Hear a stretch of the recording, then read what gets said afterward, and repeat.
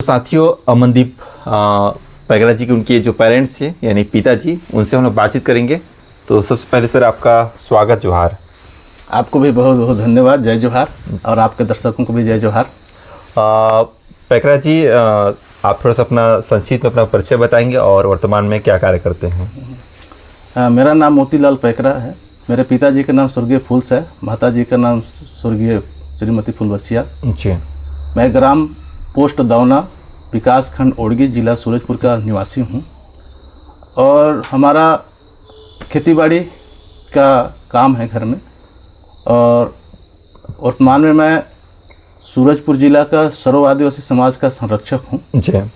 पैकरा जी, जब आपका बेटा नीट है, नेशनल एलिजिबिलिटी इंट्रेंस टेस्ट, जो नेशनल लेवल का एग्ज़ाम होता है, वो फाइट किया, जब रिजल्ट आया तो आपको कैसा लगा उस समय? जैसे सभी को होता है, उससे मेरे को ज़्यादा खुशी हुआ है ना। सबसे ज़्यादा हो सकता है जितना खुशी मेरा बेटा को नहीं हुआ होगा, उससे ज़्यादा मेरे को जब उनके प्रयास दुर्ग के प्रिंसिपल फ़ोन करके मुझे बताए। मैं उस समय एक मीटिंग चल रहा था सूरजपुर में, समाज का ही जी। मीटिंग में बैठा था, और जब प्रिंसिपल साहब फ़ोन करके बताए कि मैं प्रयास दुर्ग का प्रिंसिपल बोल रहा हूँ, जी जी, आपको बहुत बहुत बधाई, आपका बेटा नीट क्वालिफाई कर लिया। जी।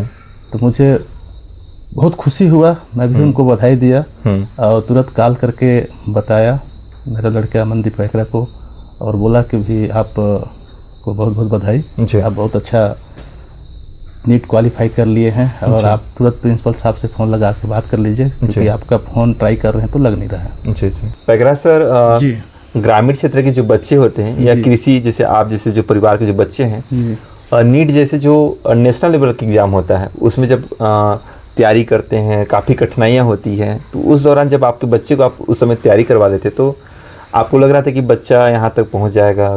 क्या लग रहा था, कैसा आपका मेहनत था अपने बच्चे के प्रति? जी, बहुत अच्छा सवाल है।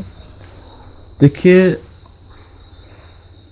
मैं जो बच्चों को पढ़ाना शुरू किया, जी, हमारी जो सोच थी, जी, जब मेरा बच्चा बहुत छोटा था, और जो मेरी पत्नी थी वो श्रीमती डिम्पल सिंह जी, जी जी, वो बहुत योग्य थी, बहुत पढ़ी लिखी थी, 3 सब्जेक्ट में एमएससी थी, केमिस्ट्री में थी, इंग्लिश में थी, हिंदी में थी, जी, और बहुत मतलब क्वालिफाइड थी, माइंड से मतलब ब्रिलियंट थी। जी जी। तो उनके बहुत ज़्यादा सोच था। जी। और वो जब थी उसी समय कॉन्वेंट स्कूल विश्रामपुर में हमारे बच्चे का एडमिशन एलकेजी में करा दी थी। जी जी। मार्च में ही करा दी थी। जी। और दुर्भाग्य से उनका इस ध्यान 29 जुलाई 2011 को हो गया। जी। तो वहाँ इस क्लास तो शुरू हो गया था, लेकिन अब परिस्थिति में था तो मैं नहीं ले जा पाया था। फिर उनका जो क्रियाक्रम होता है सब करने के बाद जी, मैं बड़ी हिम्मत करके अपने बच्चे को और मेरे बड़े भाई के बच्चियों को लेकर मैं वहाँ गया। वहाँ हमारी मैडम की सहेली थी, हमारी दीदी श्रीमती उर्सुला एक्का जी, उनका घर में रहते थे। वो हमारे बच्चे को वो बहुत गाइड की, मतलब एक माँ की तरह। और स्कूल में एलकेजी तरफ वहाँ का एक मास्टरला सिस्टर थी, वो बहुत ज़्यादा लाड प्यार करती थी कि बहुत मुश्किल हुआ था मेरे को स्कूल में बच्चे को ले जाके बैठाना। वो हमेशा रोते रहता था, परेशान मतलब करता था, रोते रहता था, माँ इधर उधर मतलब करता था, तो बहुत दिक्कत हुआ। फिर भी हमारे वो मैडम की सहेली जो उर्सुला मैडम थी, वहाँ से स्कूल में मास्टरला सिस्टर थी, वो खुद पा के मेरे लड़के को इधर उधर गार्डन वगैरह में घुमाती थी, चॉकलेट वगैरह देती थी। ऐसे करके धीरे धीरे स्कूल में एडजस्ट हुआ। और मेरे पत्नी भी शुरू से हम चाहते थे कि हम अपने बच्चे को अच्छा डॉक्टर बनाएंगे। जी जी, ये हमारा बेस था। और उसी पे मैं अपने घर के पूरे बच्चों को, मेरे लड़के ही नहीं, मेरे बड़े भाई के बच्चे, फिर बाद में मेरे छोटे भाई के बच्चे, सभी बच्चों को मैं कॉन्वेंट स्कूल विश्रामपुर में ही ले जाके पढ़ाता हूँ, देख रेख करता हूँ। जी। और बाकी टाइम में समाज का काम करता हूँ। जी। हाँ, तो आप जो बता रहे हैं कि आप मतलब एक माहौल आप बच्चों को देना चाह रहे हैं। जी भले ही आप आदिवासी समाज से बिलोंग करते हैं, परवरिश मिलेगी, है ना, अच्छा उनको माहौल मिलेगा, जी एटमॉस्फेयर अच्छा रहेगा, तो वो आगे की ओर जा सकते हैं। तो क्योंकि आप एक खुद मतलब सक्षम थे, आप खुद मतलब डॉक्टर विभाग में रहे हैं, मतलब उसमें जो मलेरिया वाला क्या क्या कौन सा होता है वो? हाँ, मैं बोल चाल में मलेरिया ही बोलते हैं। हाँ, और उस टाइप एमपीडब्ल्यू क्या बोलते हैं इसको? MPW। अच्छा, एमपीडब्ल्यू में आप पदस्थ रहे उसमें? अभी वर्तमान में RH बोलते हैं। अच्छा, अभी आरएचओ बोलते हैं, तो उसमें आप पदस्थ थे, तो आपको उसके बारे में जानकारी भी थी, तो बच्चे को बताना आसान आपके लिए था। जी। तो पत्नी गुजर जाने के बाद में तो बच्चों को संभालना काफ़ी कठिनाई रही होगी उस समय, और उस कठिनाइयों का आपने हंसते हुए अपने बच्चों को, वो माँ की जो ममता होती है, वो ममता को आपने नहीं लगा, उनको महसूस होने नहीं दिया कि उनके पास में कोई माँ नहीं है। आप माँ का भी रोल अदा वहाँ पर कर रहे थे, एक पिताजी का भी रोल अदा कर रहे थे, एक दोस्त की तरह आप वहाँ पर रोल अदा कर रहे थे, तो ये कैसे आप मैनेज कर रहे थे एक साथ में? जी, एक बहुत बड़ा मतलब कठिन सवाल है जी। लेकिन जब आदमी उस परिस्थितियों से, उस दौर से गुजरता है तो दिक्कत तो बहुत सारी होती है जी, लेकिन सर्वाइव भी करना होता है जी। अब सर्वाइव करना होता है तो उसके पास जो जिम्मेदारी है, अगर वही परिस्थितियों से घिर जाए और अपने बच्चे को, अपने फैमिली को अगर वो गाइड नहीं कर पाएगा, उसके अंदर झलकेगा तो नहीं कर सकता। तो उस समय तकलीफ मुझे उस समय भी बहुत थी और आज भी बहुत तकलीफ है, लेकिन मैं कभी किसी के सामने इस चीज़ को मेरे ऊपर हावी होने नहीं दिया। मैं हमेशा लोगों के बीच में, अपने परिवार के बीच में, अपने बच्चों के बीच में मतलब एजफुल, मतलब प्लीजफुल रहा कि मैं किसी तरह से परिस्थिति पे घिरा हूँ या मुझे कोई तकलीफ है, ऐसा मैं होने नहीं दिया, अपने अंदर को हावी होने दिया ना, सो होगा। इसलिए मैं सब कर पाया। अपने बच्चों को भी मैं बड़ी खुशी से मतलब कोशिश किया पालना की भी, माँ कैसी होती है, पिताजी का क्या रोल होता है, माँ का क्या रोल होता है, मैं समय समय पे उनके साथ एक्टिंग के साथ करने का कोशिश करता था। बखूबी अपनी निभाया उन चीज़ों को लेकर। जी जी जी जी। एक जीवन साथी गुजर जाने के बाद में आपने दूसरा जीवन साथी अभी तक नहीं लाया, जो मुझे जानकारी मिली है।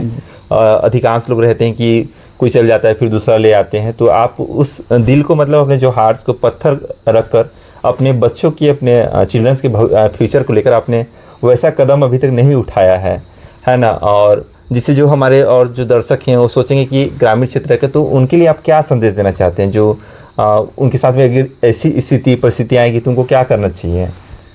हर व्यक्ति का अपना अलग अलग व्यक्तित्व होता है, सोच अलग अलग होता है। अच्छा। वो किस परिस्थिति में, कैसे संगति में, कैसे लोगों के साथ उठना बैठना है, उस पर बहुत ज़्यादा असर करता है। क्योंकि मैं गांव में, एक किसान परिवार में, एक मतलब कहना चाहिए बिहाड़ एरिया ही मान लीजिए, यहाँ बहुत कम पढ़े लिखे लोग हैं जी। हमारा ही जो बेच था वही कॉलेज तक पढ़ा लिखा लोग मिलेंगे, उससे पहले वाले लड़के कॉलेज तक नहीं पढ़ पाए थे, बहुत कम 10वीं 12वीं पास हुआ करते थे।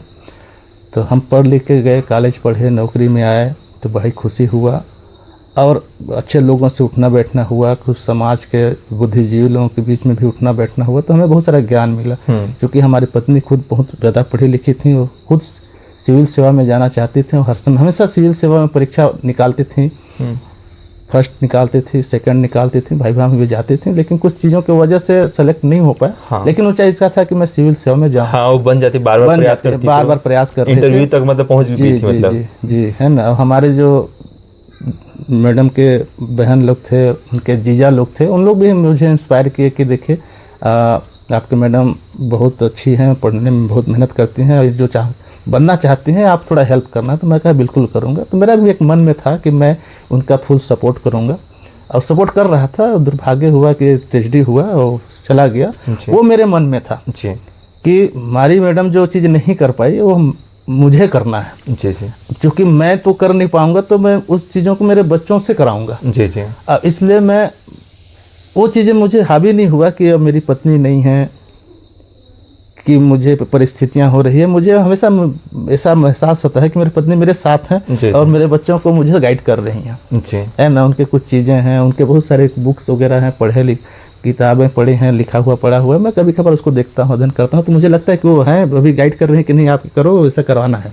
अच्छा और उसकी वजह से ही मैं कर पाया और अभी कर रहा हूँ। जी जी तो आप का जो मैं बातें सुनकर मुझे ये लग रहा है कि आपके जो बच्चे हैं, बच्चे तो आपके ऊपर या तो आपके टीचर से इंस्पायर होंगे, मगर आप सबसे ज़्यादा अगर इंस्पायर होंगे तो आपके वाइफ जो पेनवास हो गए हैं, तो वो सबसे ज़्यादा आपका हीरो कहना चाहिए। आपने वो धैर्य बना के रखा और उस हीरो की वजह से आप यहाँ पर कुछ कर पा रहे हैं। जी बिल्कुल सही सर है, क्योंकि आपके आइडियल वही हैं। जी जी जी जी बाकी और भी आइडियल हो सकते हैं, मगर जितना उनको आप आइडियल मानते हैं, उनका जो लक्ष्य को, जो एम को आपने साकार करने का प्रयास कर रहे हैं। जी जी जी जी जी पेरेंट्स को लेकर एक और सवाल भी रहता है परिवार को लेकर कि आपके बच्चे अभी तक, क्योंकि जो ग्रामीण क्षेत्र रहता है नशे में, नशा एक बहुत बड़ा सवाल है।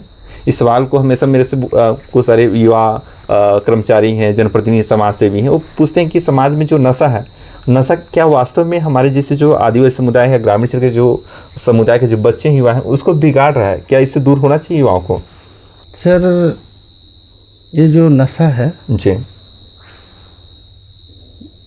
नाम से स्पष्ट होता है कि ये नाश करने वाला चीज़। जी हम हमेशा समाज में जब मीटिंग वूटिंग करते हैं, बैठक होता है, तो बताते हैं कि आप एक रोटी कम खाना, लेकिन बच्चे को शिक्षा जरूर दिलाना। प्लस हम सर्व आदिवासी के बैनर में हम ये योजना भी चलाते हैं कि जो बच्चा पढ़ना लिखना चाहता है, अगर उसका गार्जियन, उसका पेरेंट्स अगर पढ़ाने लिखाने में सक्षम नहीं है, तो समाज से संपर्क करे। हम समाज के माध्यम से उसको पढ़ाएंगे, जितना वो पढ़ना चाहेगा उसको उस ओर ले जाएंगे। तो हम प्रचार प्रसार भी करते हैं, क्योंकि अभी सूरजपुर जिला में पूर्व मुख्यमंत्री माननीय भूपेश बघेल जी के द्वारा हमारे समाज का 3-4 ठो भवन बना है। जी जी उसमें कुछ बच्चे, सभी वर्ग के बच्चे हैं, रह के वहाँ अध्ययन कर रहे हैं, दिक्कत नहीं है।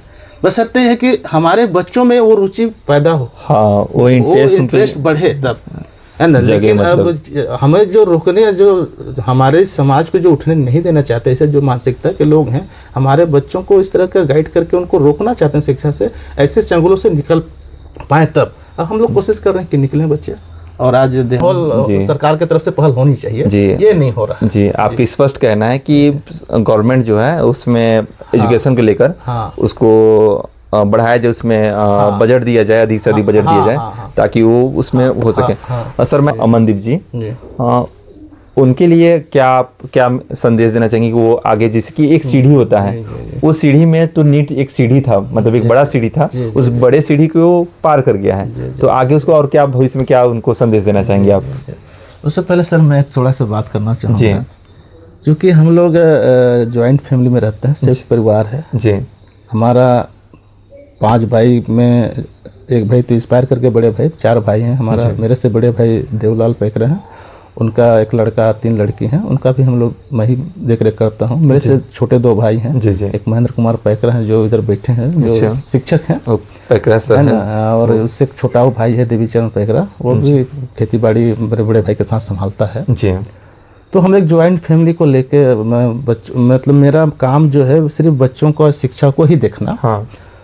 तो जैसे मेरा लड़का के बारे में आप जैसे पुकार रहे थे, तो और लड़का आगे क्या सोचता है, क्या करेगा, वो खुद मेरे से ज़्यादा एजुकेटेड है। चूँकि हमें उतना ज़्यादा, हम चूँकि गांव देहात में पढ़े हैं, हमारे ज़माने में तो इंग्लिश हम 6वीं से पढ़ते थे, ABCD। अब हमारे बच्चे LKG से पढ़ा है, तो हमसे ज़्यादा है। अब हमें भी लगा, हम यही चाहते थे कि हमको अंग्रेजी हमारा बहुत वीक है, तो हम बच्चे को इंग्लिश शुरू से पढ़ाएं ताकि उसका इंग्लिश अच्छा हो। जी जी है ना। तो वो काफ़ी अच्छा इंग्लिश में है, बल्कि उसका हिंदी वीक है, इंग्लिश बहुत स्ट्रांग है। तो मेरा बच्चा अभी नीट क्वालिफाई किया है। नीट के बाद जब MBBS कंप्लीट करेगा, तो फिर MBBS के बाद इसमें जैसे अंडर ग्रेजुएट होता है, पोस्ट ग्रेजुएट होता है, फिर और आगे जो होता है वो करेगा स्पेशलिस्ट वगैरह के लिए। और उससे अब आगे करना चाहे तो सिविल सेवा में जा सकता है, IAS बन सकता है। जी जी है ना, क्योंकि मतलब मेडिकल ही नहीं है, मतलब मेडिकल के ऊपर भी वो जो चाहे हम वो प्रोवाइड कराएंगे, क्योंकि हम संयुक्त फैमिली में हैं, सब हमारे भाई लोग सेव कर रहे हैं, पूरा अवसर देना चाहेंगे। हाँ, साथ में हमारा जो मैडम के, मेरी पत्नी के जो बड़ी बहन श्रीमती रजनी सिंह जी हैं, और हमारे साड़ू भाई IAS पैकरा जी हैं, वो काफ़ी सपोर्ट करते हैं हमारे बच्चों को हर तरह का। जी जी है ना। मेरी लड़की तो शुरू से वहीं रही है, अभी भी उन्हीं के पास ज़्यादातर रहती हैं। अभी अंबिकापुर प्रयास में है 9th में, और वो हर तरह से सपोर्ट करते हैं, दोनों शिक्षा विभाग में हैं। प्लस उनका भी लड़का, बड़ा लड़का भूकेश पैकरा जी MBBS जगदलपुर से करके अभी पोस्टेड है मनेंद्रगढ़ में। और हमारे उनकी छोटी बहन जो है अनु, अभी BSMS कर रही हैं रायपुर में। और उससे छोटी बहन है वो नवोदय आपका बजदाई में पढ़ रही है, वो भी काफ़ी ब्रिलियंट है। वो मेरे साथ ही रह के विश्रामपुर में अमन के साथ रह के पढ़ी है। और अपना जो बच्चों का स्कोप जो है, हमारा जो मेहनत है, तो हमारी बड़ी सोच है और हमारे कोई ना कोई बच्चे हमारा वो आखिरी तक पहुँचे, आयुष तक।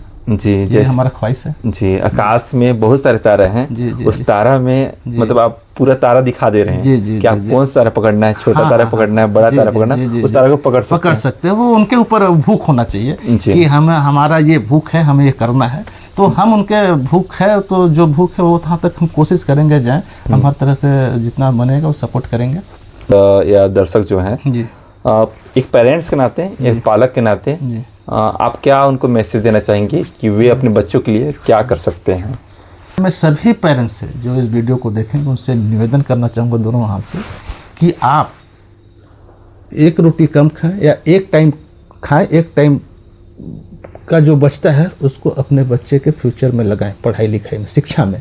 और अगर आप नहीं कर पा रहे हैं तो समाज को ज़रूर बताइए, समाज आपके बच्चे को पढ़ाने की व्यवस्था करेगा। बातचीत कर रहे थे मोतीलाल पैकरा जी से, जो अमनदीप जी की उनके पेरेंट्स हैं, यानी माता पिता दोनों हैं। और वो सर्ववादी समाज के भी जिला संरक्षक के रूप में कार्य कर रहे हैं। और इधर आप देख सकते हैं अमनदीप जी हैं, उनके चाचा जी हैं और शिक्षक हैं। क्या नाम है सर आपका? मेरा नाम महेंद्र कुमार पैकरा। जी, महेंद्र कुमार पैकरा सर हैं। तो बातचीत करके बहुत अच्छा लगा। ये पहला जो हमारा मैं हूँ आदिवासी करके जो एपिसोड है, इस एपिसोड में पूरा वीडियो का आप लोग देखिएगा, पार्ट 1 पार्ट 2 करके। कहता हूँ कि मंजिल उन्हीं को मिलती है जिनके सपनों में जान होती है, पंखों से कुछ नहीं होता, हौसलों से उड़ान होती है। तो इस वक्तव्य के साथ में मुझे लगता है कि यह वीडियो आप लोग को बहुत ही महत्वपूर्ण लगेगा और बहुत अच्छा लगेगा। तो वीडियो को हो सकता है आप लोग अधिक से अधिक जो यूथ हैं, जो युवा हैं, स्टूडेंट हैं, उनको आप लोग शेयर करने का प्रयास कीजिए, ताकि और लोग भी हमसे जुड़ सकें। और हम नए जो गेस्ट हैं, जो मेहमान हैं, वो बुलाते रहेंगे, आप लोग से रूबरू कराते रहेंगे, ताकि जो हमारे आदिवासी जो कम्युनिटी के, ट्राइबल जो कम्युनिटी के जो यूथ हैं या पेरेंट्स हैं, वो यहाँ से कुछ सीखने का प्रयास करेंगे और दूसरों को सिखाने का प्रयास करेंगे। तो यह हमारा मुहिम है। इस मुहिम से आप लोग जुड़िए और चैनल को जरूर सब्सक्राइब कर दीजिएगा, BPS पोया आवाज़। और जो मेरा पहला जो चैनल है BPS ऑफिशियल, सब्सक्राइब कर दीजिएगा, ताकि मुझे और हौसला मिलता रहे और मैं नए गेस्ट लाता रहूँ। धन्यवाद। जोहार। जय संविधान, जय भारत।